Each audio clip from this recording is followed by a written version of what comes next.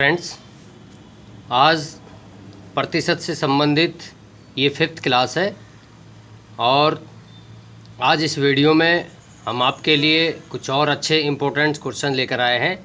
लेकिन आज की इस क्लास में स्पेशल बात है कि आज आपको प्रतिशत के आय और व्यय से संबंधित क्वेश्चन आपको मिलेंगे। तो आज के इस वीडियो में हम कुछ क्वेश्चन करने जा रहे हैं और जिनको शॉर्ट ट्रिक और इजी मेथड से हम सॉल्व करेंगे। तो देखिए हम किस तरह से क्वेश्चन सॉल्व करते हैं। आपको पता है कि हम लगातार आपके लिए प्रतिशत से संबंधित क्लासेज में क्वेश्चंस लेकर आ रहे हैं।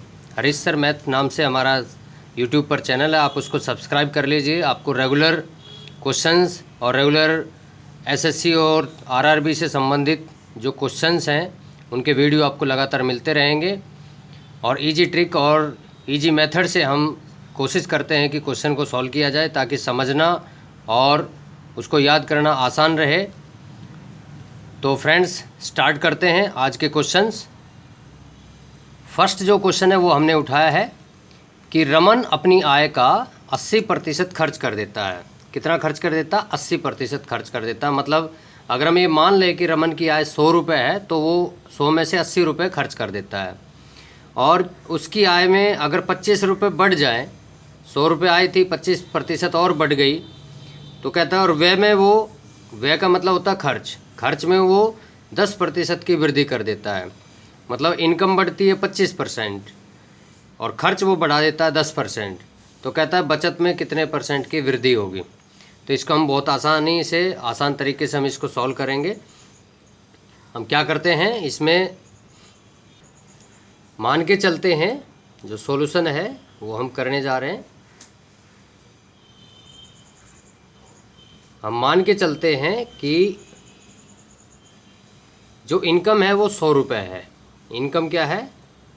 इनकम का मतलब होता है आय। वो कितनी हम लेकर चलते हैं? 100 रुपये।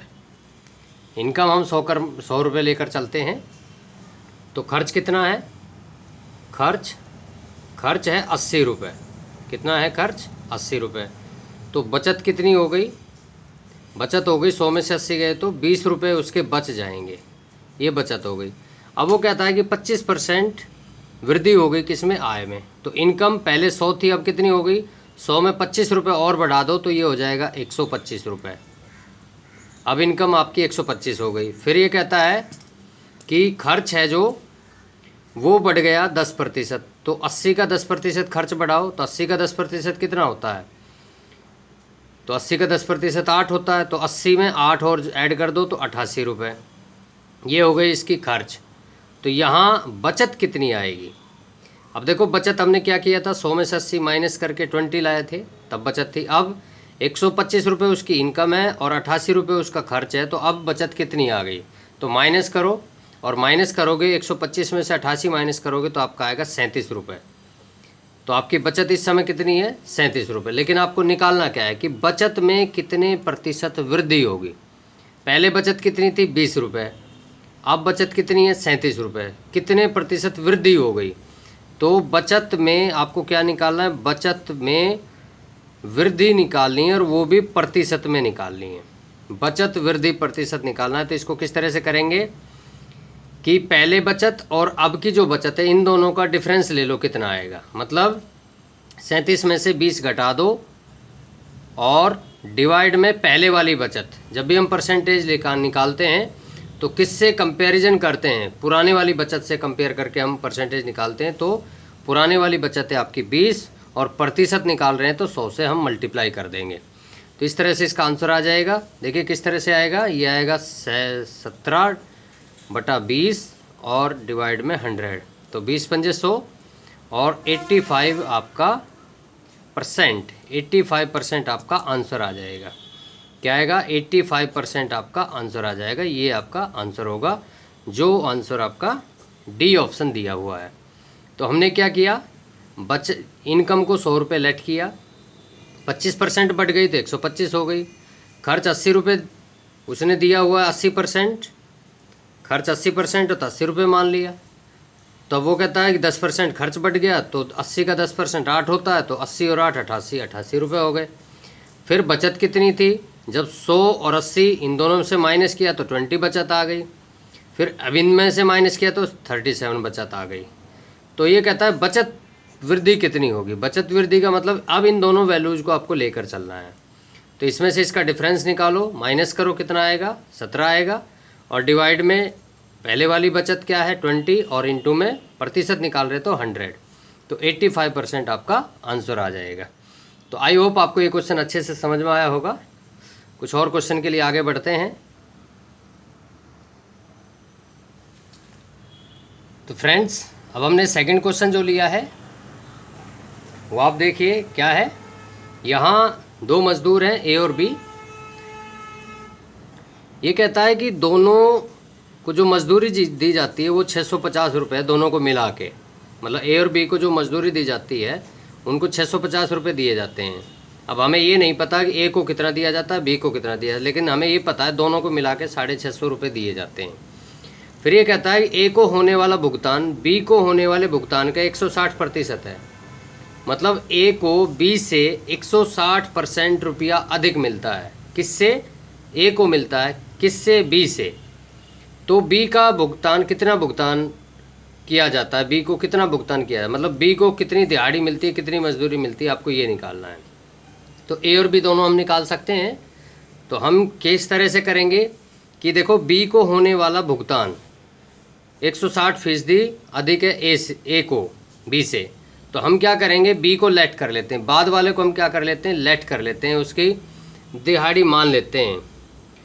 मान लेते हैं हम कि जो बी का भुगतान होता है, बी को जो भुगतान होगा उसको हम लेट कर लेते हैं। बी के भुगतान को आप लेट कीजिए, तो उसको हम मान लेते हैं 100 रुपये। 100 हम किस लिए मानते हैं, ताकि परसेंटेज से हम उसको निकालना आसान कर दें। तब ए को कितना भुगतान होता है, ए को भुगतान होता है बी से 160% अधिक। तो जब बी को 100 रुपये हो रहा है तो ए को कितना होगा, फिर 160 रुपये होगा। ठीक है, 160% अधिक है तो 160 रुपये आ जाएगा। इन दोनों का भुगतान आ गया। अब यहाँ ये भुगतान एक्चुअल में हमने लेट किया है, माना है, ये एग्जैक्ट ये है नहीं। तो हम क्या करेंगे, इन दोनों का हमें रेशो निकालना होता है। तो ये होगा आपका 160/100। इस तरह से आप निकाल लीजिए। तो 0 से 0 कैंसिल, तो ये हो गया 16/10। फिर 2 से कैंसिल करो तो ये हो जाएगा 8/3। अब देखो उन दोनों की जो भुगतान का रेशो है 8/3 है। आपको निकालना क्या है, बी का भुगतान निकालना है। बी का भुगतान निकालना है तो बी का भुगतान निकालने के लिए आपको क्या करना होगा, बी का रेशो उठाना होगा। बी का रेशो कितना है, 3 डिवाइड में टोटल रेशो 8+3 दोनों का प्लस कर दो तो आ गया आपका 8 और 3 11, और मल्टीप्लाई में टोटल जो वैल्यू थी दोनों को मिला के वो कितनी थी, 650। तो इस तरह से आप इसका आंसर निकाल लोगे। फ्रेंड्स यहाँ 3 नहीं, यहाँ 5 आएगा, बाई मिस्टेक ये 3 हो गया, 3 नहीं यहाँ 5 आएगा। तो 8 और 5 13 आएगा, यहाँ 13। तो ये देखिए अब सीधा सीधा हम क्या करते हैं, इसको कैंसिल कर देते हैं। हम क्या कर देते हैं, कैंसिल कर देते हैं। 13 से कैंसिल होगा, 13 पंजे 65 और 50, तो 5 तिया 15, और इस तरह से। तो ये भी हमें चेंज करना होगा। ये हमने लिया था रेशो 5, तो ये 5 डिवाइड में इन दोनों का टोटल 13, और इनटू में 650 दोनों का सम। तो 5 डिवाइड बाई 13, तो 13 से इसको कैंसिल किया, 50 आ गया। 50 को इससे मल्टीप्लाई करेंगे तो ये आ जाएगा 250 रुपीज़। तो बी को कितना अमाउंट मिलता है, 250 रुपये। तो ए को कितना अमाउंट मिलेगा, अगर पूछा नहीं है, लेकिन अगर पूछे तो हम इसका निकाल सकते हैं। 650 में से 250 तो उसको मिल गया, तो बचा कितना, 400 रुपये बच गया जो ए को मिला। तो हमें तो आंसर ए का निकालना है, तो 250 रुपये इसका आंसर होगा। ए ऑप्शन आपका आंसर आ जाएगा। तो फ्रेंड्स नेक्स्ट क्वेश्चन के लिए बढ़ते हैं। आपको ये क्वेश्चन अच्छे से समझ में आ गया होगा, रेशो का हम किस तरह से निकालते हैं। तो आगे बढ़ते हैं। तो देखिए फ्रेंड्स, नेक्स्ट क्वेश्चन हमने लिया है कि एक व्यक्ति अपनी आय का 15% खर्च कर देता है। कितना खर्च कर देता है, 15%। और यदि उसका खर्च 75 रुपये है, मतलब यहाँ खर्च प्रतिशत किसका दिया हुआ है, खर्च का, और 75 रुपीज़ जो दिए हुए हैं वो भी क्या है, खर्च है। खर्च का ही प्रतिशत है, खर्च ही दिया हुआ है, तो ये क्वेश्चन और भी इजी हो जाता है हमारे लिए। कैसा हो जाता है? और भी इजी हो जाता है हमारे लिए। तो देखिए किस तरह से हम इसको करेंगे। 15% मान लो, बहुत छोटा क्वेश्चन है ये। मान लो कि आपका जो आमदनी है, आय है, आय आप मान लीजिए, आय आप उसको मान लीजिए x रुपये।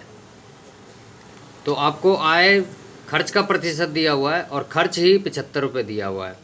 तो x का 15% क्या है? खर्च। और खर्च कितना है? 75 रुपये। यही इसका आंसर है। जस्ट यही लिखो सीधे और इससे आंसर निकाल दो, यहीं से आपका आंसर आ जाएगा। क्या होगा वो? x 15% का मतलब 15/100 इज इक्वल टू 75। अब यहाँ से x की वैल्यू आप निकाल लीजिए, क्या आएगी? x इज इक्वल टू आ जाएगा आपका, जो x आएगा वही आपका आंसर होगा। तो ये आ जाएगा 100/15, 15×5 75 और x की वैल्यू आ गई 500 रुपये। तो इस तरह से आपकी टोटल इनकम आ जाएगी 500 रुपये, ये आपका आंसर आ जाएगा। तो 75 रुपये उसने खर्च किए, वो उसका 500 का 15% है। तो आई होप आपको ये क्वेश्चन समझ में आ गया। बहुत ईजी क्वेश्चन था ये। नेक्स्ट क्वेश्चन के लिए आगे बढ़ते हैं। देखिए अगला जो क्वेश्चन लिया है हमने, वो क्वेश्चन क्या है? ये कहता है कि श्री एक्स कोई आदमी है, वो अपने वेतन का 35% भोजन पर खर्च करता है और 5% बच्चों की शिक्षा पर खर्च करता है। जनवरी 2011 में उसने इन दोनों मदों पर, मतलब इन दोनों को मिला के, शिक्षा और भोजन पर मिला के 17,600 रुपये उसने खर्च कर दिए। तो उस महीने में उसका वेतन कितना था? तो इसका मतलब है दोनों, ये खर्च दिया हुआ है, ये भी खर्च दिया हुआ है, इन दोनों खर्च को मिला के 17,600 रुपये बनते हैं। इसका मतलब पिछले क्वेश्चन जैसा है। अगर हम आमदनी अब इसकी मान लें कि इसका वेतन, अगर हम मान लें वेतन x रुपये मान लें, तब हम ये लिखेंगे कि x का 35% और 5% दोनों को मिला के 17,600 हो गया। मतलब 35 और 5 कितना हो गया? 40%। मतलब x का 35 + 5% कितना बनेगा? 17,600 रुपये बनेगा। तो यहाँ से आप आंसर निकाल सकते हैं। क्या आंसर आएगा? 35 और 5 कितना होता है? 40 होता है। तो x इसको हम लिख सकते हैं 40/100 इज इक्वल टू 17,600 रुपये। तो इस तरह से आप ये आंसर निकाल लोगे इसका। तो देखिए इस तरह से इसका आंसर आप निकालोगे। x इज इक्वल टू कितना आएगा? 17,600 × 100 / 40, और इससे जस्ट आप कैंसिल कर दीजिए। 4 चौके 16, 4 चौके 16 और 0, 440। तो x की वैल्यू आ गई 44,000 रुपये। 44,000 रुपये आपका आंसर आ जाएगा। कितना आंसर आएगा? 44,000 रुपये। बी ऑप्शन आपका आंसर आ जाएगा। तो आई होप आपको ये 4 क्वेश्चन आज हमने इस क्लास में उठाए थे, ये क्वेश्चन आपको अच्छे से समझ में आए होंगे। फिर से अगली क्लास फिर से परसेंटेज की होगी और दूसरे नए क्वेश्चंस और नई टाइप के क्वेश्चंस के साथ हम आपके साथ आएंगे। हरीश सर मैथ्स हमारा यूट्यूब चैनल है, आप उसको सब्सक्राइब कर लीजिए। आपको डेली आपको वीडियो मिलेंगे नए नए क्वेश्चंस के साथ, और वो क्वेश्चंस इंपॉर्टेंट क्वेश्चंस होंगे जो लास्ट एग्जामिनेशन से आए हैं, उन्हीं को हम उठा रहे हैं, उन्हीं को हम करवा रहे हैं। शॉर्ट ट्रिक्स और इजी मेथड से हम आपको ये क्वेश्चंस कराते हैं। तो आई होप आपको ये क्वेश्चन समझ में आ रहे होंगे। तो आज के लिए इस क्लास में इतना ही। Okay, thank you, bye.